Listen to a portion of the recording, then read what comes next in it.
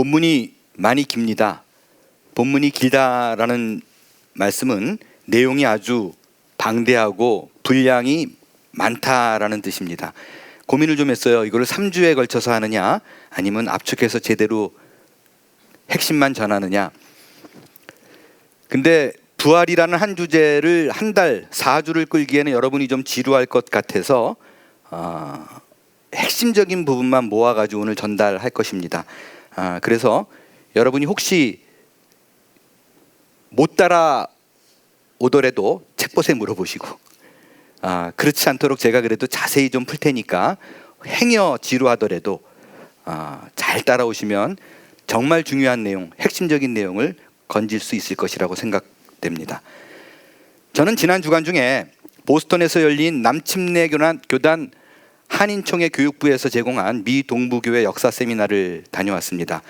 미국 독립과 함께 시작된 미국 최초의 침례교회를 시작으로 동부 지역에서 해당하는 동부 지역에 말하는 1차, 2차, 3차 영적 대각성 운동에 대한 자세한 강의를 듣고 현장을 방문하는 시간이었습니다. 오래전부터 이 세미나를 기다렸기 때문에 굉장히 기대가 많았어요. 근데 막상 제가 신청할 때가 오니까 교회 사정과 개인 사정으로 참석 못할 것 같이 됐었습니다. 그래서 신청 못하고 있는데 너무너무 후회할 것 같아가지고 마지막 순간에 제가 전화를 걸어가지고 혹시 자리가 있느냐, 참석할 수 있느냐라고 여쭈었더니 거짓말처럼 어제 한 명이 캔슬을 했대요. 그래서 딱 한 자리가 비었대요. 이틀 전에 전화했어도 없었다고 그렇게 얘기하면서 지금 신청하시면 오실 수 있습니다. 그래서 하나님의 뜻입니다. 그리고 제가 신청을 해서 다녀왔습니다. 개인적으로 제가 큰 기대를 했던 것은 동부 지역의 영적 대각성 운동의 시작점이 된 노샘스턴에 있는 더 퍼스트 처치였습니다. 1741년에 조나단 에드워즈 목사님께서 유명한 설교죠. 진노하시는 하나님 손에 있는 죄인들, Sinners in the hands of an angry God. 유명한 설교입니다. 이 설교를 시작으로 영적 대각성 운동이 일어난 것이거든요. 그래서 뉴 잉글랜드 전역에 이 설교 한 편이 던진 영향이 이 영적 대각성 운동까지 던지게 된 거예요. 그게 이 교회예요. 그런데 아이러니한 거는요, 담임 목사로서 이 교회에 이 설교를 했을 때는 밍밍했어요. 아무도 반응하진 않았었어요. 근데 똑같은 설교를 커넥티컷주의 엠필드 회중교회에 똑같은 설교를 했는데 그때 했던 설교가 제1차 영적 대각성 운동의 기폭제가 됐습니다. 이때 청중의 반응은 기록에 의하면 미국 역사상 이것보다 더 강렬하고 극적인 반응은 없었다라고 써 있어요. 설교가 진행돼 가는 중간중간에 청중들은 자신들이 곧 지옥에 떨어질 것 같은 강렬한 죄의식 그리고 하나님의 진노에 대한 공포에 사로잡혔어요. 그들의 반응은 이와 같았다고 해요. 교회 홀 전체에서 설교하는 중간에도 내가 무엇을 하여야 구원을 받겠습니까? What shall I do to be saved? 내가 뭐를 해야 됩니까? 이게 너무 강렬하게 일어나서 설교를 중간중간 끊어야만 했었다라고 얘기를 합니다. 통곡, 비명, 이 소리가 군데군데에서 아주 막 터져 나왔다라고 얘기해요. 더 아이러니한 거는요, 이 에즈워즈 목사님이 설교를 어떤 톤으로 했나? 모노톤이에요. 저처럼 오르락 내리락 이런 것도 없어요. 부흥상처럼 액션을 쓰지도 않아요. 그 기록에 의하면 그냥 원고를 앞에 두고 안경을 끼고 고개를 한 번도 들지 않고 그냥 모노톤으로 쭉 무표정하게 읽어나갔다고 해요. 원래 이게 그분의 스타일이에요. 그러니까 어떤 감정적인 동요로 이들이 이렇게 반응한 것이 아니라 설교 그 내용 자체, 죄인에 대한 그 진노하는 하나님에 대한 그것이 그들로 하여금 각성케 했다라는 것입니다. 그런데 그렇게 영적 대각성을 일으킨 장본인이 본교회에 돌아와서 시무를 계속 꾸준히 몇 년간 하시다가 주의 만찬, 성만찬 문제로 교회에 시비가 걸렸어요. 자격 문제로. 그래서 목사님을 더 이상 시묵해 할 것이냐 말 것인가 투표를 했어요. 근데 230대 23표라는 압도적인 표 차이로 에드워드 목사님이 교회에서 쫓겨납니다. 그리고 옮겨간 교회가 스톡 브릿지에 있는 The First Congregational Church였어요. 이곳에서는 주로 이제 인디언 선교 하시고 그 책을 집필하는데 전념하셨어요. 그래서 에드워드 목사님의 그 유명한 책들은 이곳 교회에서 탄생한 것입니다. 자, 그럼 미국을 뒤흔들어 놓은 그 1차 대각성 운동의 핵심적 중추 역할을 했던 이 두 교회의 현재 모습은 어떨까요? 제가 그 사진을 보여드리겠습니다. 이 교회가 조나단 에드워드 목사님께서 첫 번째 시무하셨던 The First Churches 교회예요. 오렌지 색깔의 플랜카드가 걸려 있어요. 무슨 뜻일까요? 반성경적인 입장을 취하고 있다라는 메시지입니다. 두 번째 시무했던 First Congregation Church 역시 마찬가지로 반성경적인 입장을 취하고 있습니다. 이 교회 담임 목사님 역시 반성경적인 결혼과 가정을 이루고 목회를 하고 계세요. 이곳을 방문한 후에 저의 일행이 제2차 영적 대각성 운동의 영향으로 일어났던 그 유명한 건초더미 기도회 하이스택 프레이어 미팅 현장으로 갔습니다. 그 기념비는 매사추세츠 주에 있는 윌리엄스 칼리지 캠퍼스 안에 이 기념비가 세워져 있었어요. 이 기념비 밑에 이 건초더미 밑으로 굴을 파고 5명의 당시 윌리엄스 칼리지 학생들이 기도한 것이 시작이 돼서 이 기도회가 미국 해외 선교의 시작이 되었던 기도회 장소입니다. 캠퍼스 안에 있어요. 그런데 이 학교가 지금 어떻게 되었는가? 저희가 방문했을 때 보니까 윌리엄스 칼리지 그 안에 불상을 놓고 명상하는 룸이 있었어요. 그 옆에는 무슬림의 기도룸도 함께 있습니다. 이 세미나에 참석하신 모든 목사님이 탄식하는 마음을 갖고 제가 너무 무지했었어요. 큰 기대를 갖고 갔었던 게 유럽이야 교회가 무너졌다는 건 알고 있었잖아요. 근데 미국인데 그래도 미국인데 근데 미국도 마찬가지였어요. 왜 그럴까요? 왜 이런 일이 벌어지는데 하나님은 침묵하고 계시는 걸까?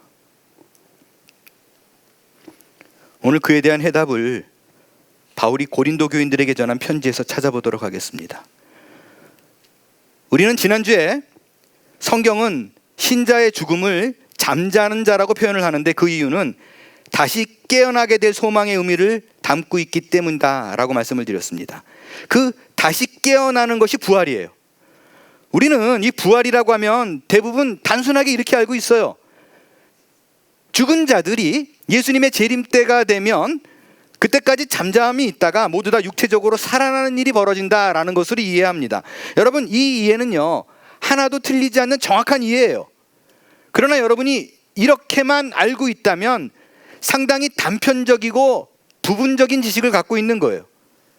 성경이 말하는 부활은요 단순히 사후에 죽은 후에 몸이 되살아난다라는 미래적 사건만을 의미하는 것이 아닙니다. 이거는요 이 육체를 포함한 하나님께서 창조 시에 본래 계획했던 전인격적인 온전한 모습으로 완성을 이룬다. 그걸 목표로 하고 있다라는 의미예요. 그게 부활이에요.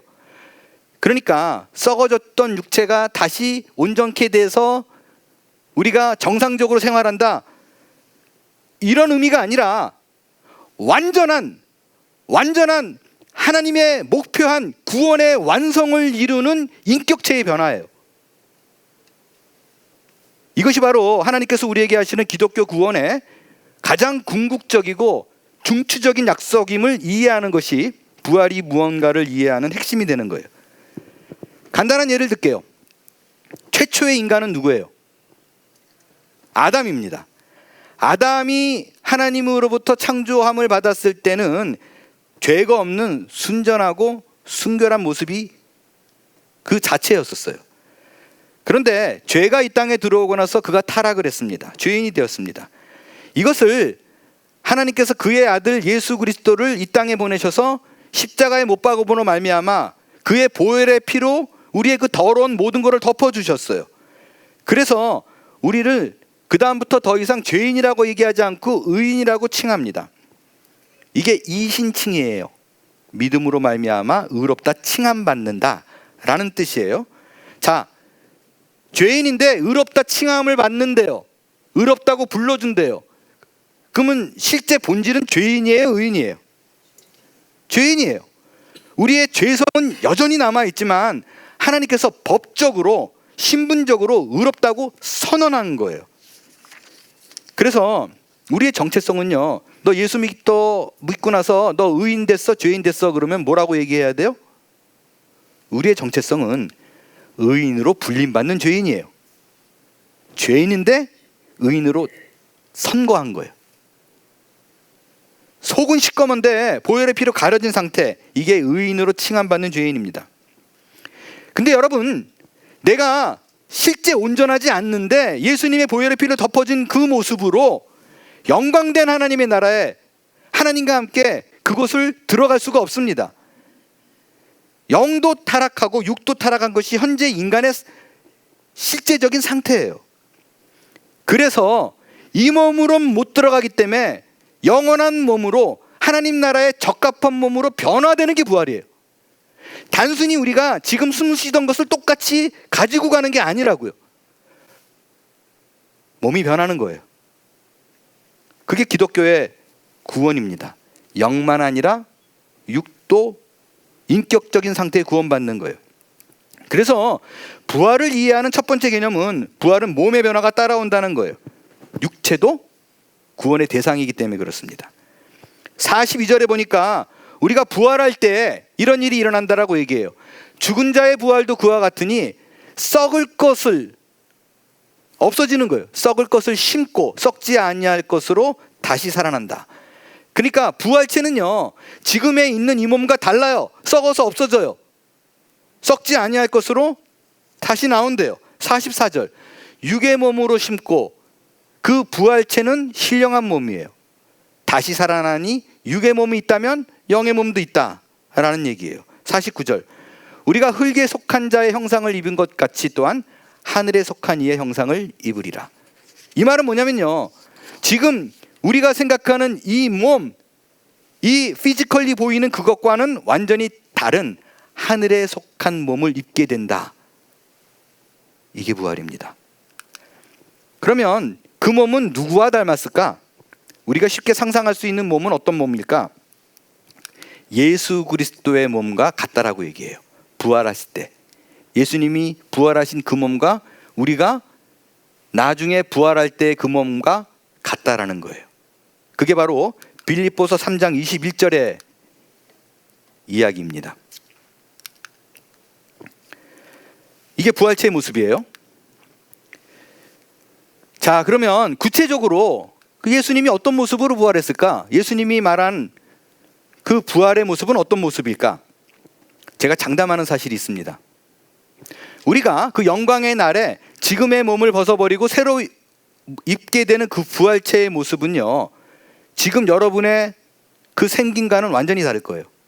물론 눈, 코, 입, 내 쉐입, 손, 발 이거는 동일하겠지만 절대로 못 알아볼 만큼 완전히 다른 몸입니다. 제가 확신해요.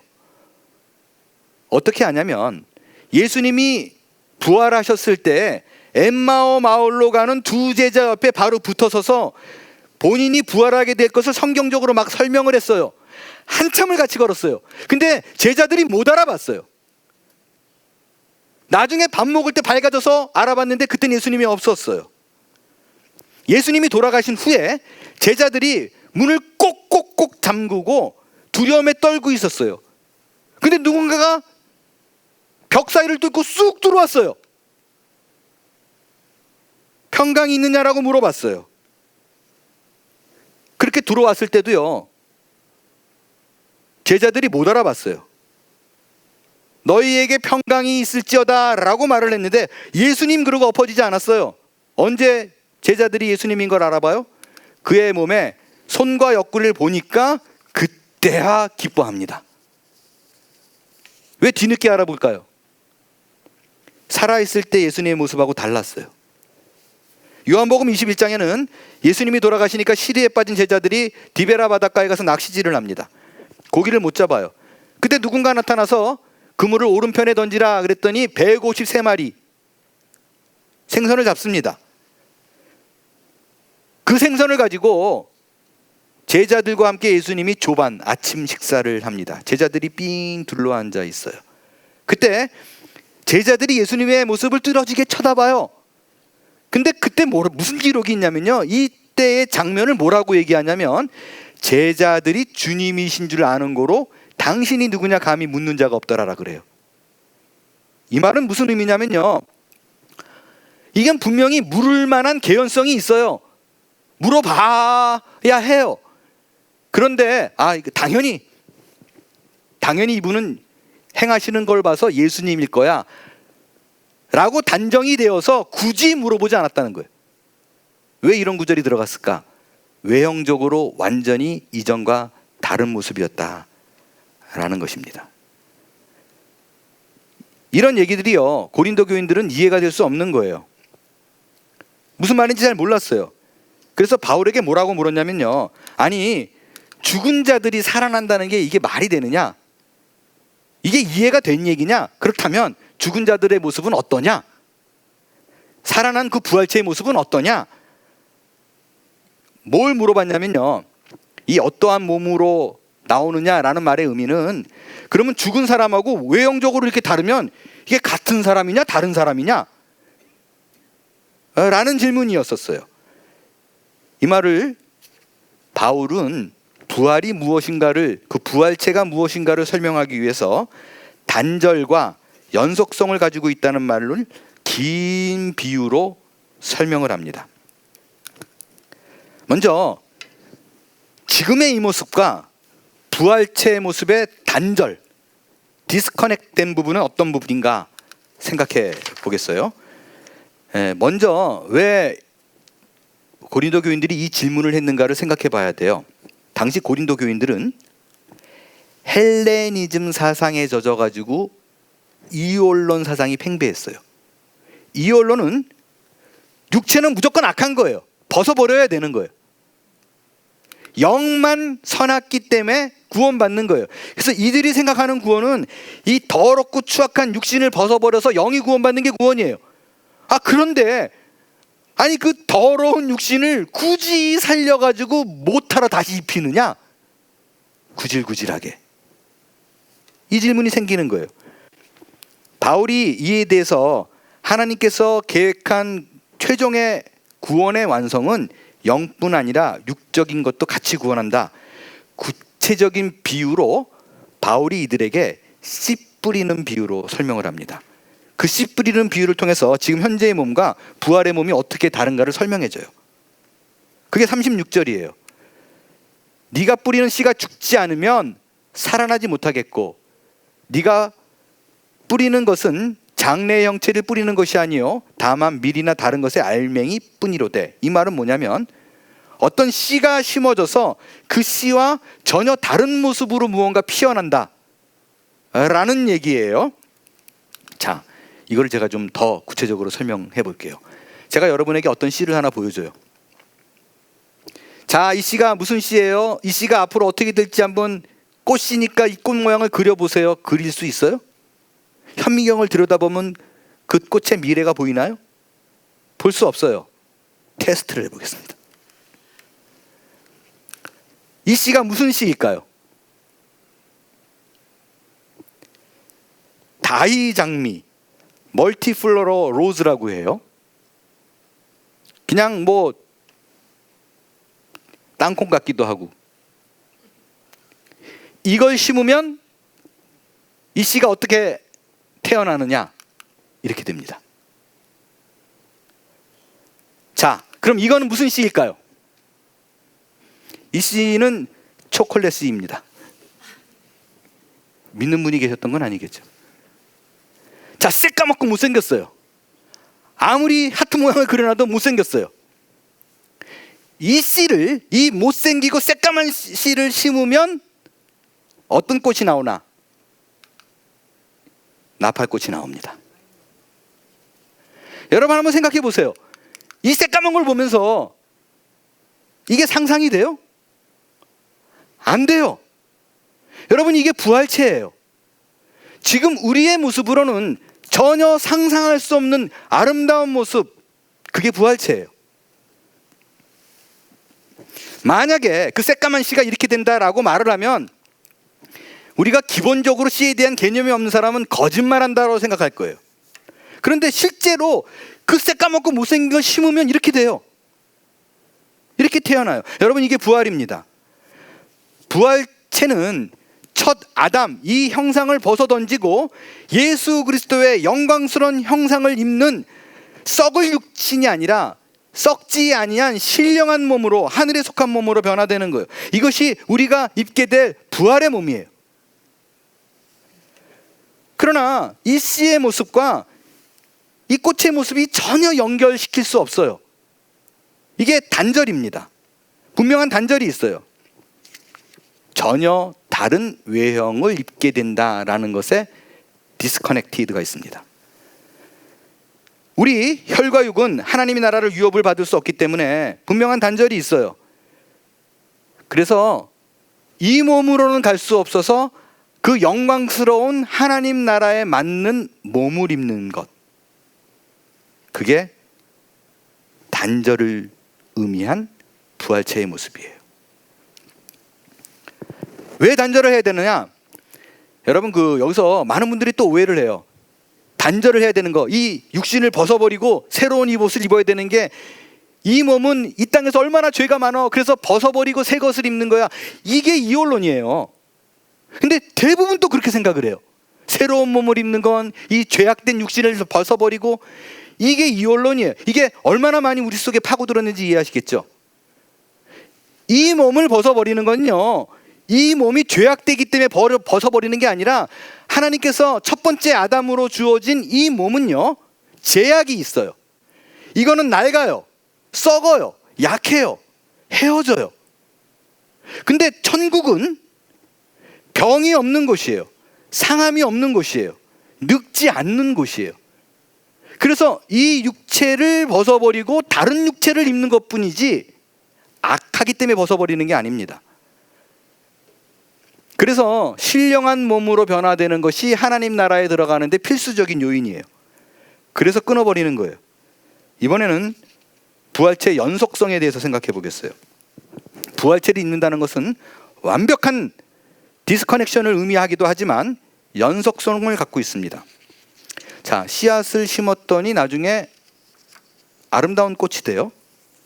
근데 씨앗을 안 심으면 거기다 대고 물 주고 거름존도 이런 게 안 나와요. 분명히 못생겼지만 무언가를 심었기 때문에 나온 거예요. 이것이 근원이 돼서 나온 것이 꽃이에요. 연속성이 있다는 거예요. 떨어져서 생각할 수 없어요. 그래서 그 화려한 꽃은 반드시 그 이전의 무언가로 인해서 근원돼서 이어진 거예요. 여기서 우리가 가질 책임이 하나 생깁니다. 우리가 그 영광된 부활체의 모습을 지금의 이 모습을 통해서 이어서 갖는다라 그러면, 내가 다른 사람이 아니라면 오늘 거룩을 심어야 돼요. 물론 내가 오늘 거룩을 심지 않는다고 해서 부활체가 안 되는 건 아니에요. 그러나 그 어울리는 모습에 걸맞는 그런 모습으로 오늘을 심어가는 것이 마땅하다는 거예요. 그래서 바울이 굳이 로마서에서 너희 몸을 하나님이 기뻐하시는 거룩한 산 제물로 드리라 라고 얘기하는 거예요. 우리는 행위로 구원받는 사람이 아니지만 이 부활의 모습이 연속성이 있기 때문에 만약에 끊어 버려버리는 거라면, 아무 상관이 없는 거라면 오늘 막 살아도 돼요. 오늘 막 살아도 돼요. 그게 영지주의자들이에요. 그러나 연속성이 있기 때문에, 나의 이 모습을 그대로 가지고 가는 거기 때문에, 그 인격을 가지고 가는 거기 때문에 오늘 거룩을 심는 것입니다. 그렇다면 마지막으로 부활의 의미가 무엇인가? 우리가 부활을 한다는 것은 무슨 의미가 있는 것인가에 대한 부분을 생각해 보겠습니다. 기독교 신앙에서 예수 그리스도의 부활의 위치는 구원의 가장 기초요 근본이에요. 그리스도께서 죽은 자 가운데 다시 살아나서 잠자는 자들의 첫 열매가 되었다라는 말의 의미는 뭐냐면요, 그분의 부활은 예수님이기 때문에 개인적인 걸로 그치지 않는다라는 얘기예요. 그분이 첫 열매가 되었다, 그 첫 시작이다라는 말의 의미는 그분의 영광된 그 발길을 우리가 쫓아갈 터인데, 우리가 맞이하게 될 앞으로의 운명도 똑같다라는 얘기예요. 우리가 걸어가야 될 길이고요, 앞으로 맞이하게 될 그 모습이 바로 예수님의 부활한 모습이에요. 여러분, 우리가 신령한 몸을 입어 죽지 않은 몸을 입게 되었다라는 것이 무엇을 의미하는가?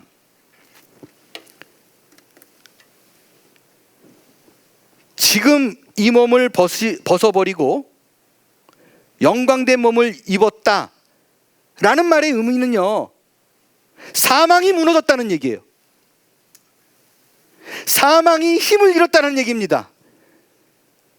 죽은 자가 부활했다는 것은 결국에는 사탄이 내게 줄 수 있는 최고의 두려움, 최고의 악한 상황을 예수 그리스도께서 부숴버렸다는 뜻이에요.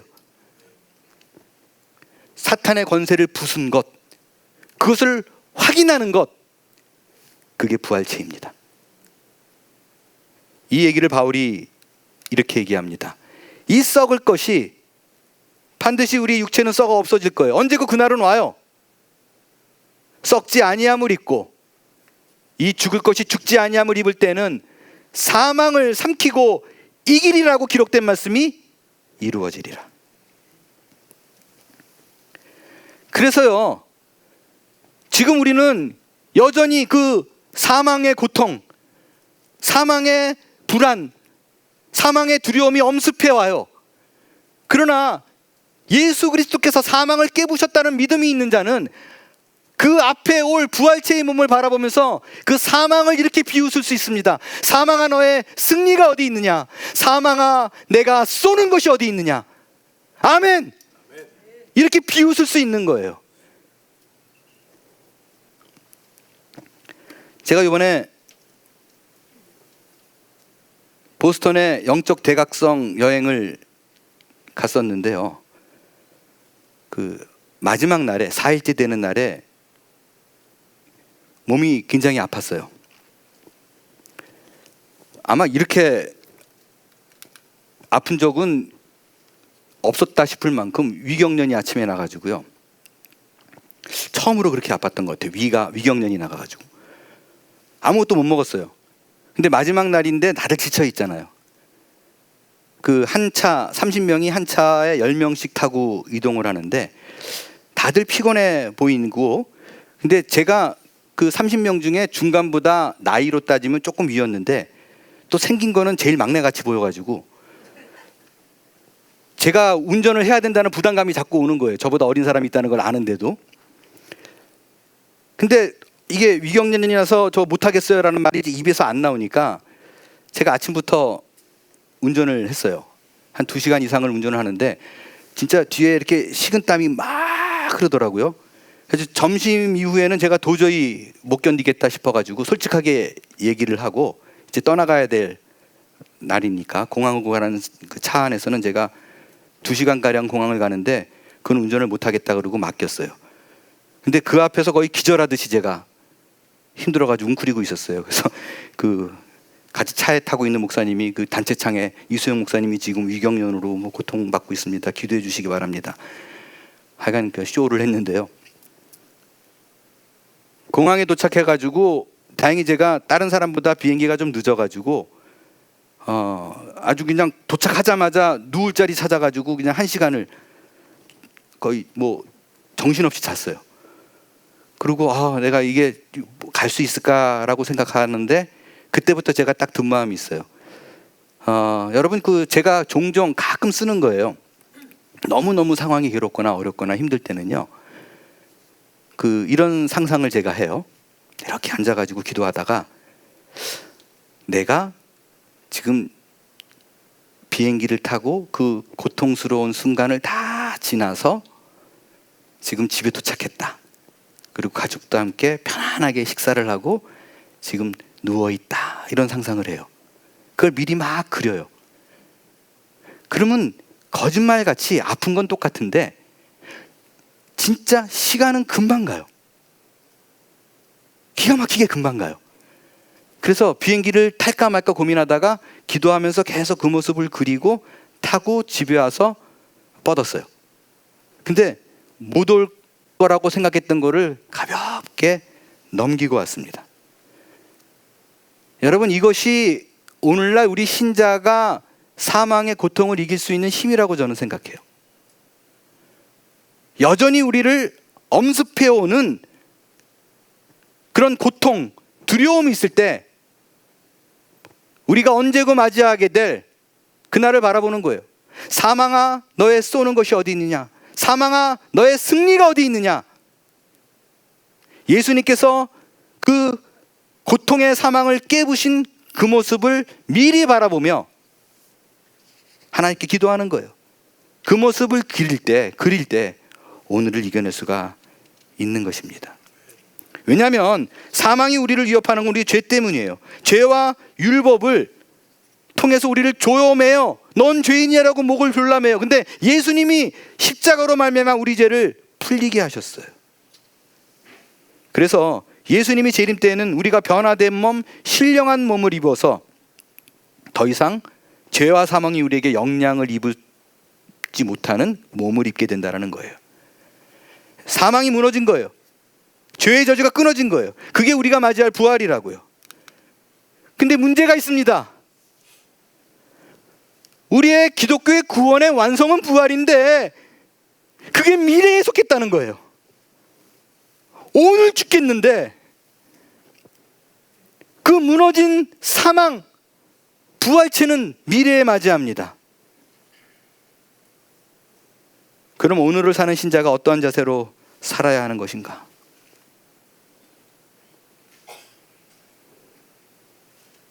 그건 답이 없습니다. 기다림입니다. 안타깝게도 기다리는 것이 신자의 현주소예요. 우리는 구원의 최종적인 영광을 향한 기다림과 탄식 속에 놓여 있습니다. 여러분, 기독교 신앙에 하나님께서 우리에게 주시는 보상, 완성은 이 땅이 아니에요. 내세입니다. 우리는 예수를 믿는 순간 하나님의 자녀가 되며 새로운 삶과 새로운 약속을 즉시 받아요. 그러나 그 영광스러운 몸의 부활, 신령한 몸의 변화는 지금 일어나지 않아요. 기다려야만 합니다. 그래서 어려워요.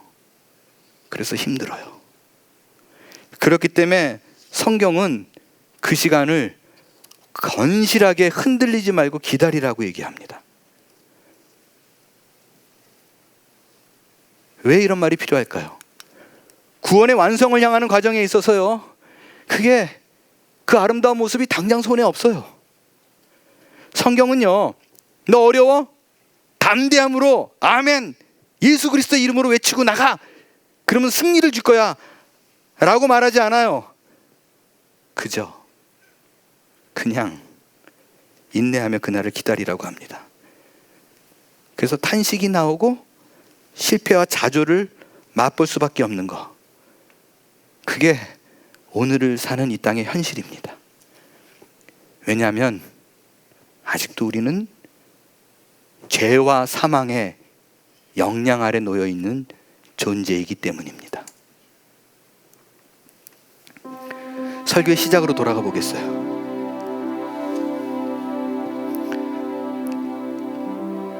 우리는 영적으로 부흥을 이루었던 그 교회, 그 지역들이 사탄의 권세 아래 묶여 있는 걸 봅니다. 그래서 아픔이 있고 하나님을 향한 원망과 탄식으로 믿음이 흔들리는 경험을 합니다. 아니 왜 이 땅에서 이런 일이 벌어지는 것일까?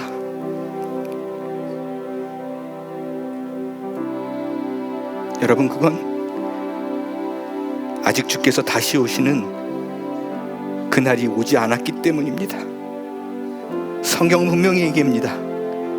예수님이 다시 오기 전까지 이 땅은 공중 권세를 잡은 자가 지배하는 세상이라고 얘기합니다. 마귀의 권세가 지배하는 세상이 오늘이에요. 그렇기 때문에 모두가 당연한 듯이 세상 풍조를 따라갑니다. 근데 여러분, 그건 성경의 예언이에요. 지금 벌어지고 있는 그 모든 것은요, 악한 것이 지배할 것이라는 그 예언의 실현입니다. 시간이 갈수록 이런 일이 더 벌어질 거예요.